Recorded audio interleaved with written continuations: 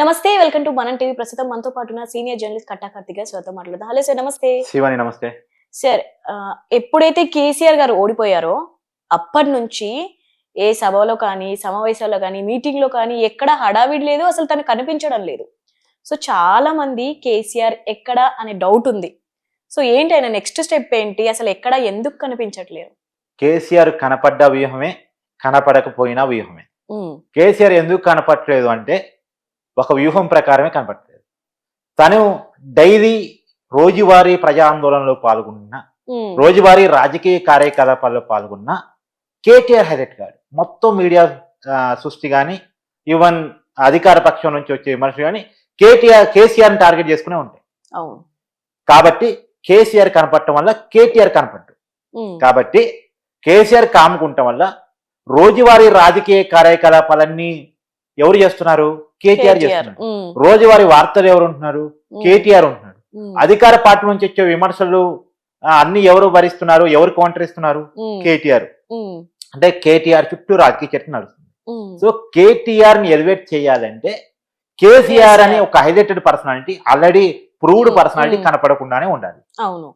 So కాబట్టి రెండో తరం లీడర్షిప్ ఆ పార్టీకి అవసరమని కేసీఆర్ భావిస్తున్నాడు. తనకు వయసు అయిపోయింది, తన పార్టీని ఖచ్చితంగా లీడ్ చేయాల్సింది రేపటి రోజున కేటీఆర్, హరీష్ రావు వీళ్ళే. కాబట్టి వాళ్ళకే టైం ఇద్దాం, వాళ్ళనే వార్తలో తిప్పుదాం, వాళ్ళే ఈ ప్రభుత్వం మీద యుద్ధం చేపిద్దాం అని అనుకుంటున్నాడు. రెండోది ఏంటంటే కేసీఆర్ తను భావించే వాదన ఏంటంటే తనతో పోలిస్తే రేవంత్ రెడ్డి జూనియరు. సో నేను ఒక రాజకీయ చాణక్యుని, ఉద్యమ నాయకుణ్ణి అని చెప్పేసి కేసీఆర్ భావన. కాబట్టి నేను రేవంత్ రెడ్డితో తలపడటం కంటే కూడా కేటీఆర్, హరీష్ రావులకు వదిలేస్తే వాళ్ళే రేవంత్ రెడ్డితో తలపడతారు. గెలుపో ఓటమో వాళ్ళే భరిస్తారు. వెనకాల ఉండే వ్యూహాలు, ప్లానింగ్ నేను ఇస్తే చాలు, సలహాలు సూచనలు ఇస్తూ వాళ్ళని గైడ్ చేస్తే చాలు అనేటువంటి ఆలోచనతో కేసీఆర్ ఉన్నారు.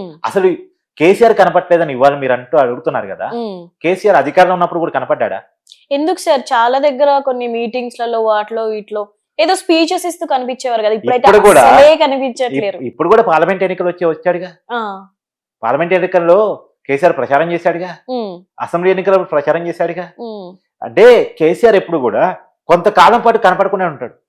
అధికారంలో ఉన్న అంతే ఫామ్ హౌస్ గా పరిమితాడు. అన్నారు కదా అప్పట్లో, ఫామ్ హౌస్ ముఖ్యమంత్రి, ఫామ్ హౌస్ ముఖ్యమంత్రి, ప్రగతి భవన్ లో ఉంటాడు లేదా ఫామ్ హౌస్ లో ఉంటాడు, బయటికి రాడు, ఎవరికి అపాయింట్మెంట్ ఇవ్వడు, ఎవరితో మాట్లాడు, ఎవరిని కలవడు. ఎలక్షన్స్ ముందు చాలా బాగా కనిపించారు ప్రచారం కోసం. ఎలక్షన్స్ ముందు వస్తాడు, పార్టీని అంతా కేటీఆర్ ద్వారా, హరీష్ రావు ద్వారా నడిపిస్తాడు. వాళ్ళు కనపడుతున్నారుగా, నేను కనపడకపోతే ఏంటి అనేది ఆయన భావన. ఆయన ఎప్పుడూ అంతే, ఇప్పుడే కాదు ఎప్పుడూ అంతే. కాకపోతే ఒక్క క్వశ్చన్ ఏంటంటే, అప్పుడు కనీసం అసెంబ్లీ ఉంటే వచ్చేవాడు, ముఖ్యమంత్రిగా ఉన్నాడు కాబట్టి. అసెంబ్లీకి కూడా రావట్లేదు. అసెంబ్లీకి కూడా ఎందుకు రావట్లేదు అంటే, అసెంబ్లీలో కూడా కేటీఆర్ వర్సెస్ రేవంత్ రెడ్డి నడవాలి చర్చ, హరీష్ రావు వర్సెస్ రేవంత్ రెడ్డి నడవాలి చర్చ. అంటే ప్రధానంగా కేటీఆర్ హైలైట్ కావాలి, కేటీఆర్ వర్సెస్ రేవంత్ రెడ్డిగా పొలిటికల్ ఫైట్ ఉండాలి. ఎందుకంటే రేవంత్ రెడ్డి అప్పట్లో కేసీఆర్ పైన చాలా ఆరోపణలు చేశారు కదా. సో ఇప్పుడు అవి బయటకు తీసుకురావడానికి కోసం కూడా అసలు రావట్లేరు, అంటే రివర్స్ అటాక్ చేయడానికి కోసం కూడా రావట్లేరు. అవన్నీ కేటీఆర్ రివర్స్ అటాక్ చేస్తాడు.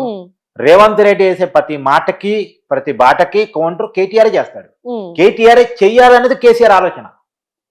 కేటీఆర్ మాత్రమే పార్టీ, కానీ ఇక్కడ ఓడిపోయారని డల్ అయ్యి అలా కాదంటారా? నేను అనుకుంటాం అదేం కాదు. డల్ అయితే పార్టీ యంత్రాంగం మొత్తం డల్ గా ఉండాలిగా.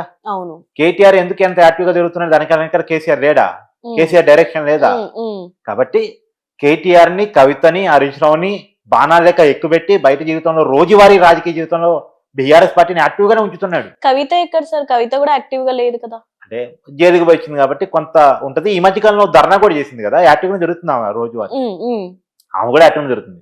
కాకపోతే కేటీఆర్ కి వచ్చిన మైలేజ్ ఆమెకు రావట్లేదు. కారణం ఏంటంటే ఆమె మైలేజ్ కొంత తగ్గుంది. మన కేసులు, అరెస్టులు, జైలు జీవితం, ఆ మైలేజ్ తగ్గుంటాం కారణంగా గతంలో వచ్చినటువంటి ఎలివేషన్ ఆమెకు రావట్లేదు. రెండోది, ఇప్పుడు కేసీఆర్ తర్వాత ఆ పార్టీలో లీడర్ ఎవరంటే కేటీఆర్, లేదంటే హరీష్ రావు. వీళ్ళ మధ్య నడుస్తుంది కాబట్టి వాళ్ళిద్దరిని ఎక్కువగా మీడియా ప్రొజెక్ట్ చేస్తుంది.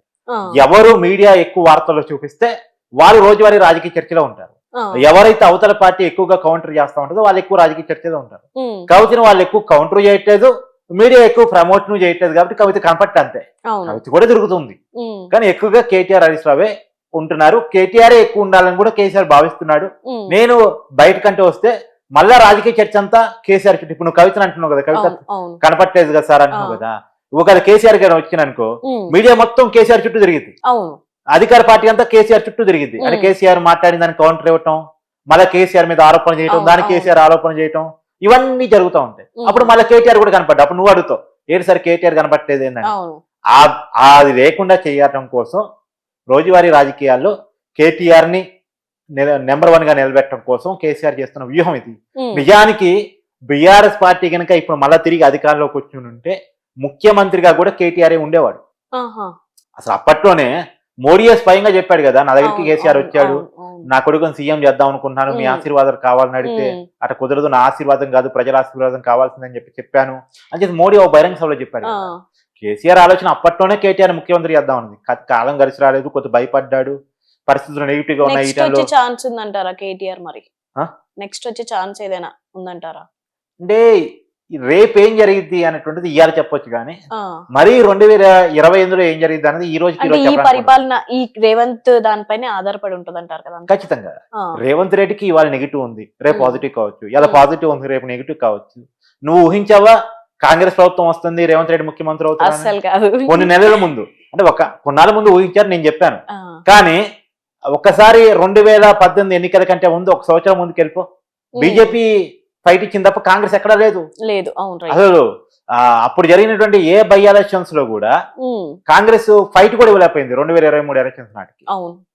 కానీ 2023 అసలు ఎలక్షన్స్ వచ్చేపాటి కాంగ్రెస్ పికప్ అయింది, కాంగ్రెస్ గెలిచింది, రేవంత్ రెడ్డి ముఖ్యమంత్రి అయ్యారు. అయితే కేసీఆర్ అయితే రేవంత్ రెడ్డికి టఫ్ ఫైట్ ఇచ్చేవాడు సార్, మరి కేటీఆర్ కూడా అలానే ఇస్తున్నారా? నిలబడతాడా?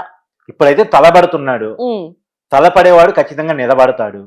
రెండోది 10 సంవత్సరాలు అధికారంలో వాళ్ళు మొన్నటిదాకా ఉన్నారు, వాళ్ళ పార్టీ యంత్రాంగం వాళ్ళకుంది, వాళ్ళని సరిగా ఉంచుకోగలిగితే ఖచ్చితంగా కేటీఆర్ నిలబడతారు. రెండోది కేటీఆర్ అనే వ్యక్తి కూడా ఎస్టాబ్లిష్డ్.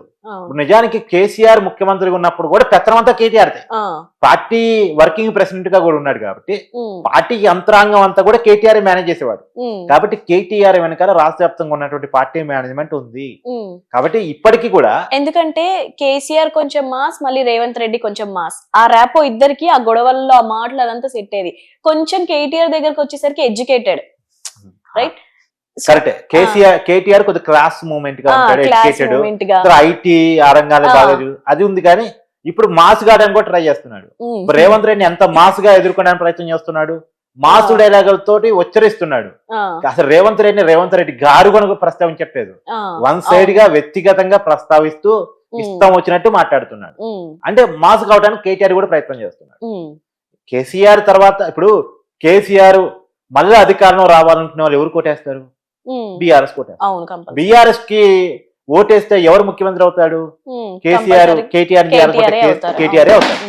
కాబట్టి ఖచ్చితంగా కేటీఆర్ కనుక తను నిలబడగలుగుతాడు. మరీ నిలబడలేని పరిస్థితిలో కేటీఆర్ లేడు, మాట్లాడలేని పరిస్థితిలో కేటీఆర్ లేడు. ఆ మాటలు ఆ పోరాటం ఉంది. ఇప్పుడు నిజానికి తెలంగాణ ఉద్యమంలో కూడా కేటీఆర్ ఉన్నాడు, అప్పుడు కూడా మంత్రిగా పనిచేశాడు.